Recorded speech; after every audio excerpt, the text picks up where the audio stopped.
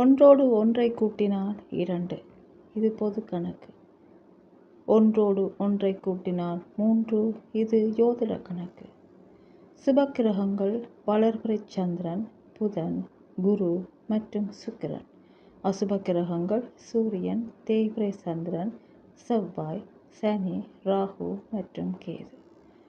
சுபக்கிரகங்கள் உயிர் மற்றும் அருள் விருத்தி. அசுப கிரகங்கள் பொருள் விருத்தி. நவக்கிரகங்களில் புதனை விட செவ்வாயும், செவ்வாயை விட சனியும், சனியை விட குருவும், குருவை விட சுக்கிரனும், சுக்கிரனை விட சந்திரனும், சந்திரனை விட சூரியனும், சூரியனை விட ராகுவும், ராகுவை விட கேதுவும் பலம் பெற்றவர்கள்.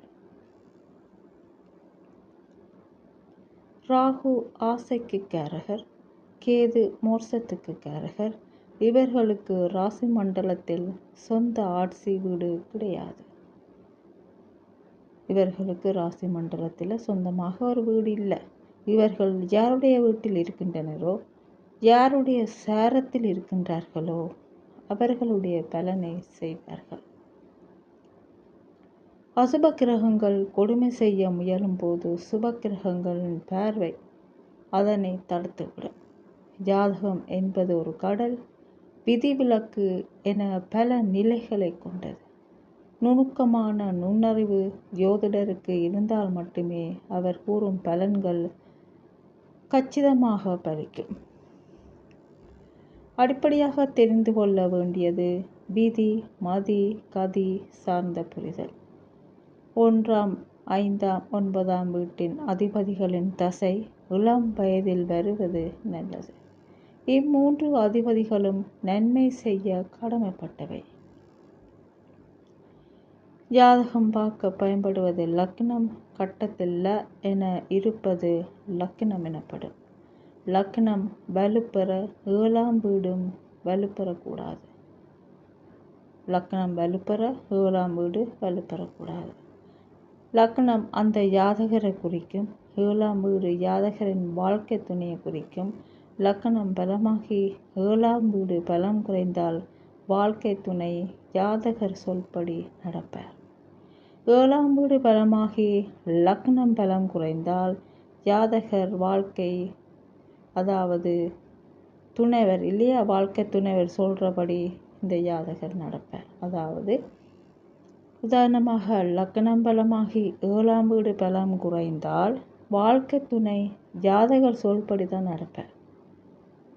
மாறாக 7ஆம் வீடு பலமாகி லக்னம் பலம் குறைந்தால் ஜாதகர் வாழ்க்கை துணை சொல்படி நடப்பார். சந்திரன் இருக்கும் வீடு ராசி எனப்படும். கிரகங்களின் பேச்சு பலன் அறிய பயன்படுவது ராசி. உதாரணமாக குரு பேச்சு, சனி பேச்சு, ராகு கேது பேச்சு.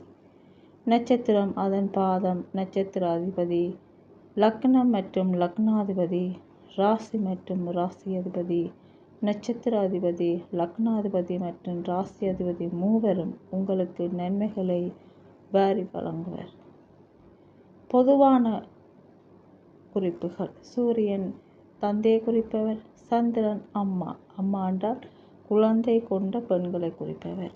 செவ்வாய் சகோதரர், புதன் நண்பன் மற்றும் மாமா, வியாழன் குரு, சுக்கிரன் இளம்பெண், சனி வேலைக்காரர், ராகு தாத்தா, கேது பாட்டி. இனி எப்படி வாழ்க்கையை வாழ்வோம் என்பதை தீர்மானிப்பது சந்திர தசை என்பர். எனவேதான் நடக்கும் சந்திர தசையில் வாழ்க்கையை புரட்டி போடும் சம்பவங்கள் நடக்கும். 30 வயதில் சந்திர தசை நடப்பது நல்லது. சந்திரன் தனியாக அமர்வது சிறப்பு. சந்திரனுடன் மற்ற கிரகங்கள் இருப்பது சந்திரனின் ஆற்றலை மங்கிவிட செய்யும். குரு பார்வை பலமானது. தனித்த குரு ஆபத்து. குருவுடன் ஒரு கிரகமாவது இருக்க வேண்டும். ராகு சுக்கிரன் இணைவு கெட்டாலும் மேன்மக்களே அமைப்பு. எதிர்பாலன கவர்ச்சி. கலைத்துறையினருக்கு இந்த அமைப்பு இருக்கு. செவ்வாய் சுக்கிரன் இணைவு உடல் ஆசை கொண்டு அலையும் அமைப்பு. 7 அல்லது 8 சனி அல்லது ராகு அல்லது கேது அல்லது செவ்வாய் அமர்வது ஒரு பாவ ஜாதகம் என்று சொல்வார்கள். 1 10 வயதில், அதாவது 1 வயதிலிருந்து 10 வயதில் சந்திரன் அருள் இருந்தால் அம்மாவின் அன்பு கிடைக்கும். 10 வயதிலிருந்து 20 வயதில் புதன் அருள் இருந்தால் நல்ல கல்வி அமையும். அதாவது 1 வயதிலிருந்து 10 வயது வரை சந்திரன் நன்றாக ஜாதகத்தில் இருந்தால் அம்மாவின் அன்பு தாராளமாக கிடைக்கும். 10லிருந்து 20 வயது வரை புதன் நல்ல நிலையில் இருந்தால் நல்ல கல்வி அமையும். 20லிருந்து 30 வயதில் சுக்கிரன் அருள் இருந்தால் நல்ல வாழ்க்கை துணை அமையும். 30லிருந்து 40 வயதில் செவ்வாய் அருள் இருந்தால் தன் உடல் பிழைப்பை பயன்படுத்தி முன்னுக்கு வருவார். 40லிருந்து 50 வயதில் சனி அருள் கிடைத்தால் மற்றவரை பயன்படுத்தி உழைப்பால் முன்னேறுவார். 50 வயதிலிருந்து 60 வயதில் ராகு அருள் இருந்தால் பேரப்பிள்ளைகள் அன்பு கிடைத்து பிள்ளைகளின் வெறுப்பை சம்பாதிக்க வேண்டி வரும். 60லிருந்து 70 வயதில் கேது அருள் இருந்தால் அடுத்த பிறவிக்கான தேடல் தொடங்கும். 60லிருந்து 70 வயதில் கேது அருள் இருந்தால் அடுத்த பிறவிக்கான தேடல் தொடங்கும். பாதகாதிபதி தசையில் சரலக்னத்தினர் லாபத்தினை எதிர்பார்க்க கூடாது. பாதகாதிபதி தசையில் ஸ்திர லக்னத்தினர் அதிர்ஷ்டத்தினை எதிர்பார்க்க கூடாது. குலதெய்வ அருள் கிடைக்காது, தந்தையின் உதவி கிடைக்காது, பெரிய மனிதர்களின் உதவி இருக்காது. பாதகாதிபதி தசையில் உபய லக்னத்தினர் வாழ்க்கை துணை சார்ந்து அதிக எதிர்பார்ப்புகள் வைக்கக்கூடாது.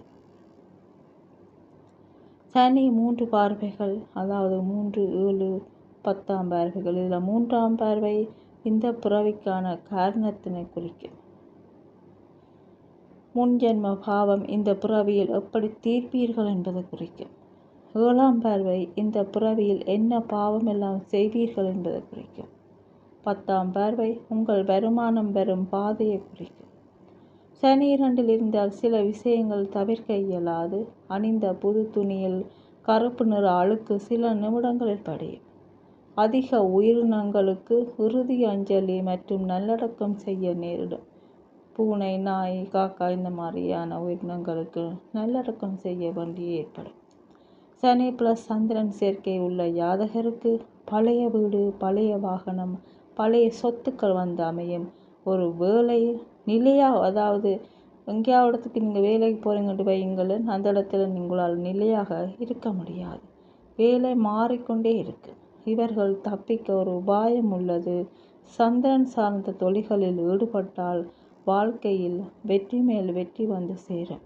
தண்ணீர், உணவகம், பால், உணவுப் பொருட்கள் இந்த மாதிரியான ஏதாவது சந்திரன் சார்ந்த தொழில்களில் நீங்கள் ஈடுபட்டீர்களேயானால் வெற்றி மேல் வெற்றி நிச்சயம். சனி அருள் பெற்ற ஜாதகருக்கு அவ்வளவு எளிதாக குருவருள் கிடைக்காது. சனி ஒரு விசித்திரமான கிரகம். தன் 2 சொந்த வீடுகள், ஜாதகத்தில் தான் இருக்கும் வீடு, தன் நட்சத்திரங்கள் இருக்கும் 3 வீடுகள், 3ஆம் பார்வை, 7ஆம் பார்வை, 10ஆம் பார்வை என மொத்தம் 9 வீடுகள் சனியின் ஆதிக்கத்தில் வரும். எனவேதான் சனி பார்வையில் இருந்து யாரும் தப்பிக்க முடியாது என்பர். உயிர் போகும் தருவாயிலும் அதனை தள்ளி வைக்க சனியால் முடியும் என்பர். அதற்கு காக்கைக்கு கைப்பிடி அளவு முந்திரிப்பழம் வழங்குதல் நலம். சித்தர் கூற்றுப்படி எறும்புகளுக்கு அரிசி மற்றும் வெல்லம் கொடுப்பது நலமளிக்கும். குரு அருள் பெற்ற ஜாதகருக்கு சனி உதவி செய்ய மாட்டார், தொல்லைகளை தருவார். கிரகங்களில் நான் குரு என்கிறார் கிருஷ்ணர். இதிலிருந்து குருவின் முக்கியத்துவத்தை அறிந்து கொள்ளலாம். எனவேதான் குரு பார்வை கோடி நன்மை என்று கூறுவார்கள். ராகு தன் தசை மற்றும் புத்தியில் மட்டுமே முழுமூச்சாக வேலை செய்வார். செவ்வாய்க்கிழமை ராகு காலத்தில் மாலை 3-4:30 மணி அளவில் இழுப்பெண்ணெய் ஊற்றி 2 முக விளக்கு கிழக்கு மற்றும் வடக்கு ஏற்றி வழிபட சகல செல்வமும் ஐஸ்வர்யமும் உங்களுக்கு உண்டாகும். 11ல் சூரியன் அல்லது சனி அமைவது மிகவும் நல்ல அமைப்பு. ஜாதகரை எப்படியாவது மேல்நிலைக்கு அழைத்து கொண்டு போய்விடும். 3ல் குரு இருப்பது மிக அருமை. இவர்களுக்கு எல்லா காரியங்களும் எளிதாக நடக்கும். உதாரணமாக 1/2 மணி நேரம் பேருந்து வராமல் நாம் காத்திருப்போம். இந்த அமைப்பினை கொண்ட ஜாதகர் வருவர், அடுத்த நிமிடமே பேருந்து வரும். கிரகங்களில் வலிமையானது கேது. ஏனென்றால் அது சன்னியாசி கிரகம். சித்தன் போக்கு சிவன் போக்கு என்பர். சித்தர்களை குறிப்பது கேது. கேதுவின் அருள் பார்வை அவ்வளவு எளிதில் கிடைக்காது.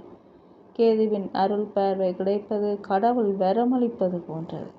கேது கொடுப்பதை எந்த கிரகத்தாலும் தட்டி பறிக்க முடியாது. எனவேதான் பிள்ளையாரை, கடவுள்களின் முதல்வனான பிள்ளையாரை அதிதேவதையாக கேது கொண்டிருக்கிறார். செவ்வாய் இரத்தம்.